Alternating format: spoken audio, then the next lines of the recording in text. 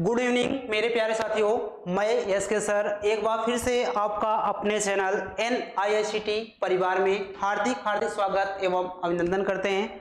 जी हाँ दोस्तों, जैसा कि कल का जो सेशन था हमने आपको बताया था कंप्यूटर की हिस्ट्री, और उसके बाद हमने बताया था आपका जनरेशन ऑफ कंप्यूटर, कंप्यूटर की पीढ़ी, जनरेशन ऑफ कंप्यूटर, कंप्यूटर की पीढ़ी, जो कि आज का जो सेशन होने वाला है उसी के आगे से पार्ट 3 कंप्यूटर फंडामेंटल पार्ट 3 का सेशन होने वाला है, जिसमें हम आज आपको बताएंगे classification of computer, classification of computer, computer का वर्गीकरण, कंप्यूटर को कितने तरीके से क्लासिफाइड किया गया, कंप्यूटर को कितने तरीकों से क्लासिफाइड किया गया है। तो आइए हम आपको बताते हैं, इस सब चीजों पे चर्चा करते हैं। चलते हैं हम लोग अपने आ जाते हैं हम लोग यहाँ से अपने स्क्रीन पे। तो हाँ देख लेते हैं, सबसे पहले हमको क्या मिला यहाँ से, classification of computer, classification of computer, computer का वर्गीकरण। अब कंप्यूटर को कितने तरीके से क्लासिफाइड किया गया है, तो कंप्यूटर को दो तरीके से क्लासिफाइड किया गया है। जी हाँ दोस्तों, हमने आपको बताया कंप्यूटर को कितने तरीके से क्लासिफाइड किया गया है, दो तरीके से। कितने तरीके से? दो तरीके से। आइए देखते हैं बच्चों। तो नंबर एक आपका आता है कार्य करने के आधार पर,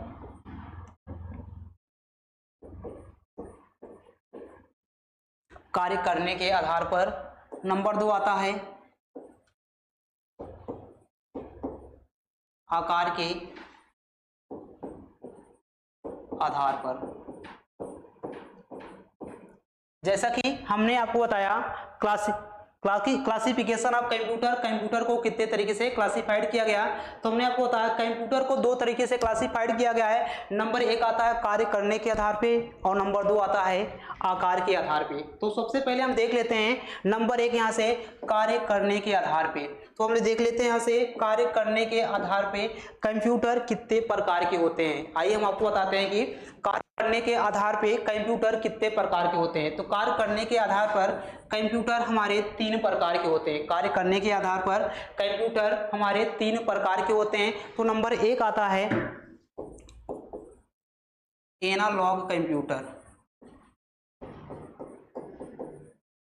और नंबर दो आता है डिजिटल कंप्यूटर, और नंबर तीन आपका आता है हाइब्रिड कंप्यूटर।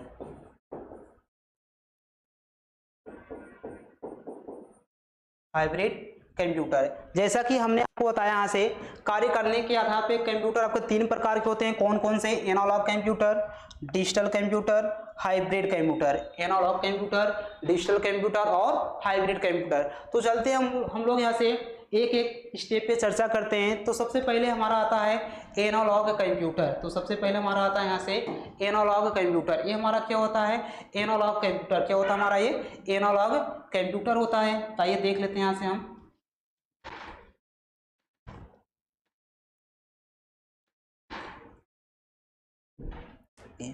आ जाते हैं, देख लेते हैं। ये रहा हमारा एनालॉग कंप्यूटर। एनालॉग कंप्यूटर किस सन में आया था? 1930 में। किस सन में आया था? 1930 में। और किसके द्वारा लॉन्च किया गया था? MIT। और इसके आविष्कारक कौन है? वनेवर बुश। इसके आविष्कारक कौन है? वनेवर बुश। हमने क्या होता है यहाँ से, ये हमारा रहा एनालॉग कंप्यूटर। एनालॉग कंप्यूटर किस सन में आया था? 1930 में। और कहाँ से आया था आपका? यहाँ से MIT। कहाँ से? MIT। और किसके द्वारा यहाँ से ये लॉन्च किया गया था? तुम्हारे कौन है ये? वनेवर बुश। कौन है? वनेवर बुश। उसके बाद हम देख लेते हैं एनालॉग कंप्यूटर का प्रयोग कहाँ पे किया जाता है और कैसे किया जाता है। आइए हम आपको बताते हैं। एनालॉग कंप्यूटर वे कंप्यूटर होते हैं, एनालॉग कंप्यूटर वे कंप्यूटर होते हैं जो भौतिक मात्राओं को नापने का कार्य करते हैं। क्या कहते हैं? हमने आपको बताया एनालॉग कंप्यूटर वे कंप्यूटर होते हैं जो भौतिक मात्राओं को नापने का कार्य करते हैं। जैसे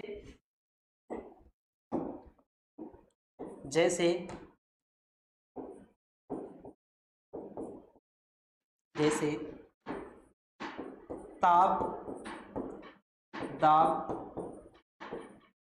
लंबाई आदि। हमने क्या बताया?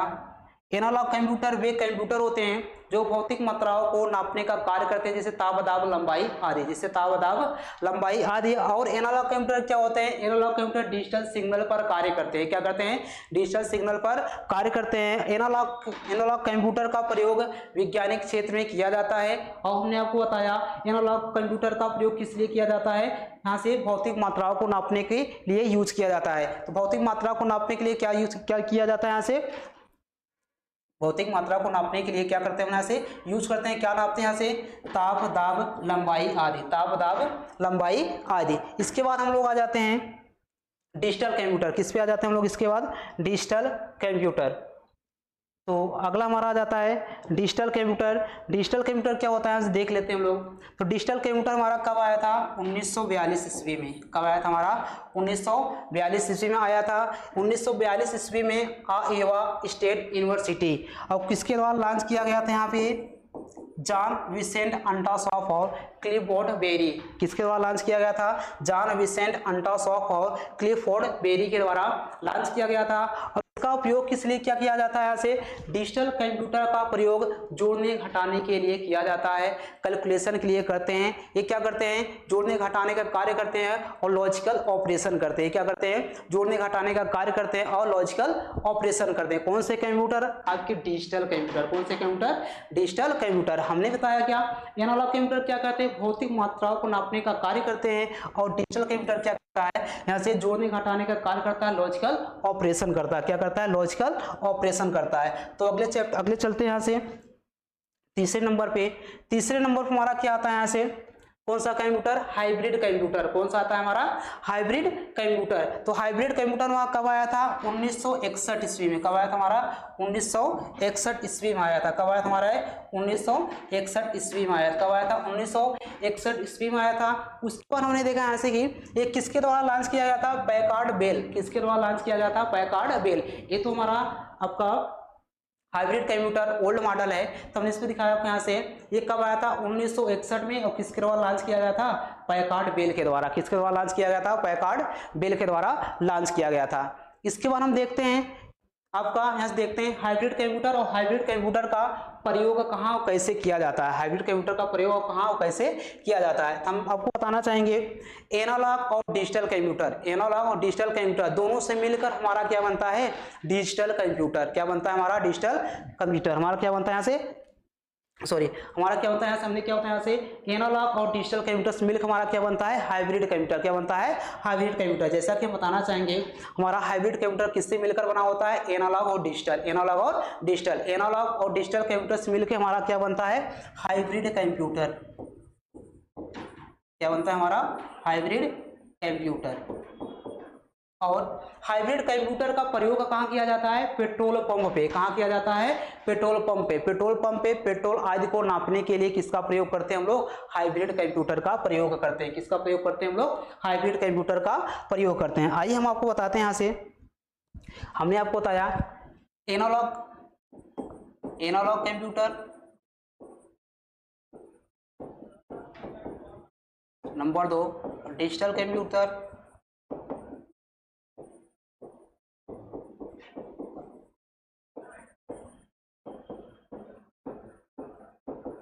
Hybrid computer. हमने क्या बताया यहाँ से? एनालॉग कंप्यूटर क्या होते थे? भौतिक मात्राओं को नापने का कार्य करते थे। क्या करते? भौतिक मात्राओं को नापने का कार्य करते थे। और डिजिटल कंप्यूटर क्या करते हैं? कैलकुलेशन का वर्क करते हैं, जोड़ने घटाने का कार्य करते हैं। और हाइब्रिड कंप्यूटर क्या करते हैं? जो दोनों का कार्य करे। क्या करे? जो दोनों का कार्य करे, जो एनालॉग का भी कार्य करे और डिजिटल का भी कार्य करे। जो एनालॉग का भी कार्य करे और जो डिजिटल का भी कार्य करे, उसे हम क्या कहते हैं? हाइब्रिड कंप्यूटर क्या कहते हैं? क्या कहते हैं हम लोग? हाइब्रिड कंप्यूटर कहते हैं। और हाइब्रिड कंप्यूटर का कहाँ करते हैं? अभी हमने आपको बताया कहाँ करते हैं? पेट्रोल पंप पे। कहाँ करते हैं? पेट्रोल पंप पे। जैसे आइए हम आपको बताते हैं। जैसे मान लेते हैं हम पेट्रोल पंप पे गए और हमने बोला 1 लीटर पेट्रोल चाहिए। क्या चाहिए? 1 लीटर पेट्रोल चाहिए। तो जो हमारा पेट्रोल होता है वो किसके अंतर्गत आएगा? जो हमारा पेट्रोल होता है किसके अंतर्गत आएगा? भौतिक मात्रा के अंतर्गत आएगा। किसके अंतर्गत आएगा? भौतिक मात्रा के अंतर्गत आएगा। तो हम देखेंगे यहाँ से अब भौतिक मात्रा को नापने का कार्य कौन सा कंप्यूटर कर रहा है? हमारा एनालॉग कंप्यूटर। कौन कर रहा है? Analogue computer. एनालॉग कंप्यूटर क्या कर रहा है? भौतिक मात्रा को नाप रहा है ना, तो हमारा पेट्रोल किसके अंतर्गत आएगा? भौतिक मात्रा के अंतर्गत आएगा। तो दूसरे नंबर पर आते हैं। उसके बाद जब यहाँ से हम पेट्रोल लेते हैं, पेट्रोल लेने के बाद हम क्या देते हैं? पैसा देते हैं। तो पेट्रोल लेने की उसके बाद पैसा देंगे, तो पैसे का कैलकुलेशन कौन करेगा? डिजिटल कंप्यूटर करेगा। अभी हमने बताया ना, डिजिटल कंप्यूटर का वर्क क्या होता है? जोड़ने घटाने का कार्य करता है। ये क्या करता है? पैसे का कैलकुलेशन करता है। क्या करता है? पैसे का कैलकुलेशन करता है। ये क्या करता है? जोड़ने घटाने का कार्य करता है। जोड़ने घटाने का कार्य करता है। क्या करता है? जोड़ने घटाने का कार्य करता है। और तीसरे नंबर पर आ जाते हैं हम लोग, क्या? Hybrid computer. हाइब्रिड कंप्यूटर का वर्क क्या होता है? जो दोनों का कार्य करे। क्या करे? जो दोनों का कार्य करे। ये क्या करेगा? जो दोनों का कार्य करता है उसे हम क्या बोलते हैं? Hybrid computer. क्या बोलते हैं? Hybrid computer. जो एनालॉग का भी काम करे और डिजिटल का भी काम करे। किसका काम करे? जो एनालॉग कंप्यूटर का भी काम करे और जो डिजिटल कंप्यूटर का भी काम करे, उसे हम क्या बोलते हैं? Hybrid computer. क्या बोलते हैं? Hybrid computer. आप देखते हैं हमने अभी आपको क्या बताया यहाँ से कि आपका पेट्रोल को नापने का कार्य कौन कंप्यूटर कर रहा है? Analogue computer. और पैसे जोड़ने का काम कौन कर रहा है? डिजिटल कंप्यूटर करता है। तो उसके बाद देख लेते हैं हाइब्रिड। हाइब्रिड क्या कहता है? हाइब्रिड कंप्यूटर का प्रयोग कहाँ करते हैं? हमने अभी आपको बताया पेट्रोल पंप पे। कहाँ करते हैं? पेट्रोल पंप पे। तो पेट्रोल पंप क्या करते हैं? जब हम पेट्रोल लेते हैं, पेट्रोल को नापने का कार्य एनालॉग किया और पैसे जोड़ने का कार्य कौन किया? डिजिटल कंप्यूटर किया। और जो दोनों का कार्य करते हैं उसे क्या कहते हैं? हाइब्रिड कंप्यूटर कहते हैं। तो हाइब्रिड कंप्यूटर का वर्क क्या होता है? ये पेट्रोल को नापेगा भी और उसके मूल्य की गणना भी करेगा। ये क्या करेगा? आपके पेट्रोल को भी क्या करेगा? पेट्रोल को नापेगा भी और उसके मूल्य की गणना भी करेगा। तो इसे क्या बोलते हैं हम लोग? Hybrid computer. क्या बोलते हैं हम लोग? हाइब्रिड कंप्यूटर बोलते हैं। हाइब्रिड कंप्यूटर कहाँ प्रयोग करते हैं? पेट्रोल पंप पे। कहाँ करते हैं हम लोग? पेट्रोल पंप पे। जैसा कि हमने आपको बताया यहाँ से कार्य करने के आधार पर आपके कंप्यूटर कितने प्रकार के होते हैं? 3 प्रकार के। कितने प्रकार के? 3 प्रकार के। हमने आपको बताया एनालॉग कंप्यूटर, डिजिटल कंप्यूटर और आपका hybrid computer. Analogue computer, digital computer और आपका हाइब्रिड कंप्यूटर। अगला पॉइंट हमारा आता है क्या यहाँ से? आकार के आधार पे। अगला क्या आता है हमारा? आकार के आधार पे। हमने आपको बताया कार्य करने के आधार पे। दूसरे नंबर में चलते हैं आकार के आधार पे।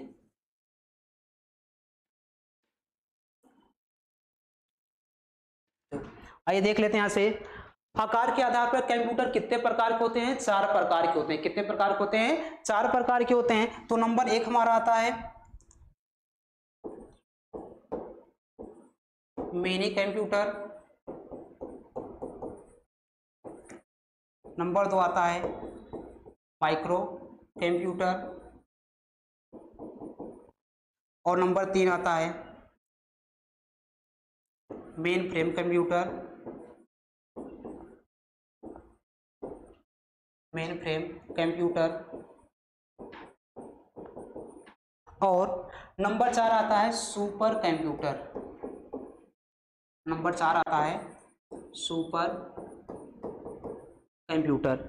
हमने क्या बताया? कार्य करने के आधार पर कंप्यूटर 3 प्रकार के थे और आकार के आधार पर कंप्यूटर कितने प्रकार के होते हैं? 4 प्रकार के। कौन कौन से? Mini computer, micro computer, main frame computer और आपका सुपर कंप्यूटर। और आपका सुपर कंप्यूटर। तो फर्स्ट कंप्यूटर हमारा इसमें कौन सा है? Mini computer. फर्स्ट कौन सा हमारा? Mini computer. तो आज हमने आपको बताया यहाँ से कि कार्य करने के आधार पर कंप्यूटर कितने प्रकार के होते हैं, कौन कौन से थे और कैसे कैसे वर्क करते हैं। तो आज के लिए हम इतना ही, आज का सेशन यहीं पे समाप्त करते हैं। कल का जो सेशन होगा हम कल चर्चा करेंगे कि इस पे आकार के आधार पे, इस पे चर्चा करेंगे हम लोग आकार के आधार पे कंप्यूटर कितने प्रकार के होते हैं। तो हमने बताया आकार के आधार पर कंप्यूटर 4 प्रकार के होते हैं। Mini computer, micro computer, main frame computer और आपका सुपर कंप्यूटर। आज का सेशन यहीं पे हम खत्म करते हैं। कल के जो सेशन होगा हम उसमें आपको बताएंगे आकार के आधार पे कंप्यूटर कितने प्रकार के होते हैं। आकार के आधार पर कंप्यूटर कितने प्रकार के होते हैं। तो आज का जो सेशन है यहीं पे हम समाप्त करते हैं।